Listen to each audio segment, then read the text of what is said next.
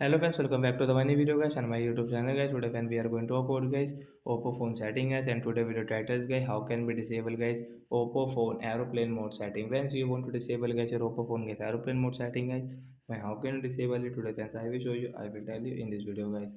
So before starting video friends, first of all go and subscribe the channel guys. Click the bell icon, like the video. Friends, now let's see how can we disable guys Oppo phone aeroplane mode setting. Open your phone setting guys, and first you can see guys we don't have any mobile network on our status bar. So guys, first of all click on guys phone connection and sharing option, tap here, and you can see aeroplane mode option is enabled. So guys, we will disable from here. After disable guys, you can see guys your phone mobile network will on automatic, and friends you can use guys your phone call setting also.